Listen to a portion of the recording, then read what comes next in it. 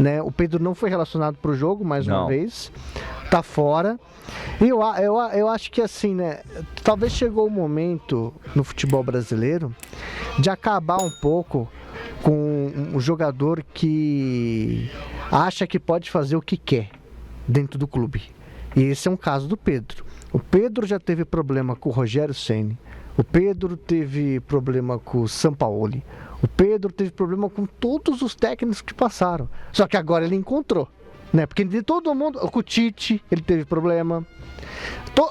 Todo mundo passou a mão na cabeça, passou pano, abafou. Agora o Felipe Luiz, que é um jogador que fez carreira na Europa como jogador, que tem uma experiência, tem outro tipo de bagagem, ele não quis engolir o sapo, não. Ele disse na coletiva que falou que conversou uma vez, 2 vezes, quando não resolveu, ele tornou público. Eu gostei muito do posicionamento do Felipe Luiz. Gostei mesmo, Bigato. Fala, Gomão. Não, rapidinho, nessa história, sabe por que o jogador sempre se deu melhor na história? Porque a própria diretoria amadora, porque ia lá, tirava foto, apresentava filho, filha, sobrinha, e o cara deitava e rolava pra cima. Agora uma diretoria comprometida, séria, diferenciada, o que você acabou de falar, importante, sobre o Felipe Luiz, que vem do futebol europeu, que vem de uma outra linhagem, isso acabou. E tem que ser assim em todos os clubes. Jogador não pode crescer pra cima de treinador, cara. Porque aí no primeiro problema, quem que é demitido? É o treinador, não é o jogador. As relações estão invertidas. Ninguém obedece a quem pode ou quem deve. Obedece quem quer. Quer dizer, tá tudo errado. O futebol parece que é um mundo à parte e não é. Você tem hierarquia e é preciso respeitar essa hierarquia. Por algum motivo e alguma razão, o Felipe é o treinador e o Pedro é só o jogador. Um grande jogador, é verdade, mas ele tem que entender isso na cachola dele. E o Felipe falou, cara de seleção brasileira, você não quer mais jogar, pega o boné e vai embora, cara. Mas respeite os mais velhos e quem tem hierarquia. E teve o Tabef ainda do auxiliar do São Paulo. Mas esse aí perdeu a razão, né? Não, perdeu a razão. Mas ele tirou o cara teve esse problema assim, também. E ele tem problema com todas as comissões técnicas que passaram pelo Flamengo. Todas as comissões técnicas. Todo mundo tá errado. Só o Pedro tá certo. Eu acho que isso é como os empresários mimam os jogadores e qualquer aperto a mais que o treinador dá no treino, aí o jogador reclama com o empresário, que liga pro dirigente do clube, que vai em podcast e tal, e fala de não sei o que. Vai ver se nos anos 90 com Tele Santana, Felipão, Luxemburgo, tinha esse mole que tem hoje. Não tinha. A coisa era diferente. Inclusive, falando de relação treinador e tal, o Fortaleza está muito perto de anunciar Renato Paiva. Olha aí. Que acabou de sair do Botafogo.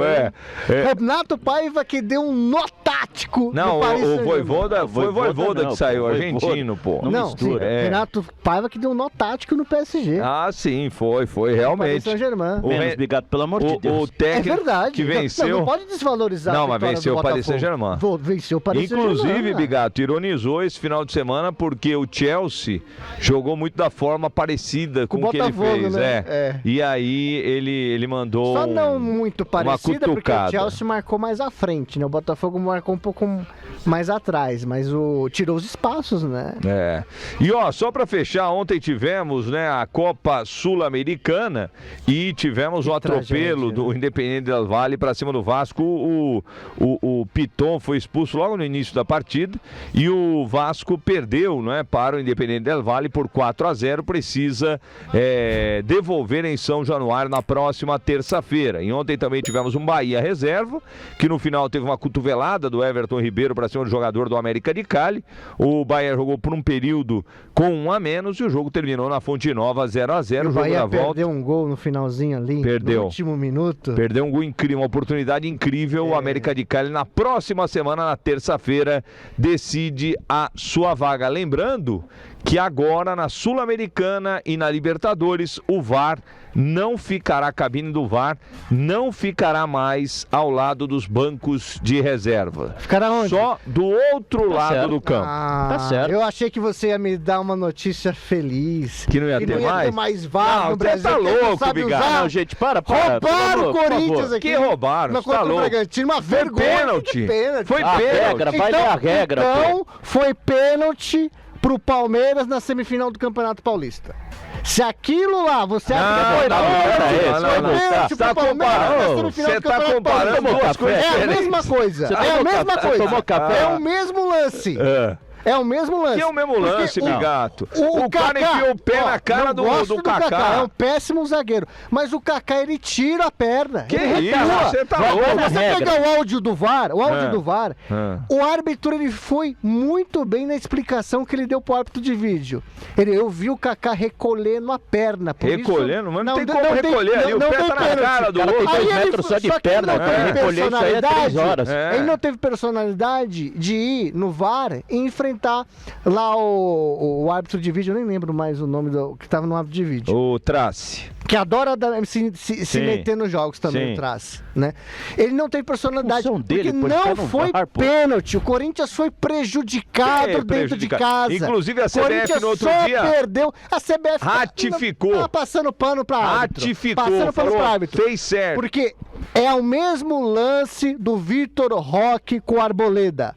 Não, o Vitor Roque usa a perna do Arboleda pra se chocar e cavar o pênalti. Foi a mesma coisa. Mas que é? Jogador do Você tá Bragantino, abrindo o livro ele se atirou, parecia uma piscina ali, a grande área. Você tá abrindo o livro de história. Vocês assistiram o noticiário hoje, rapidinho?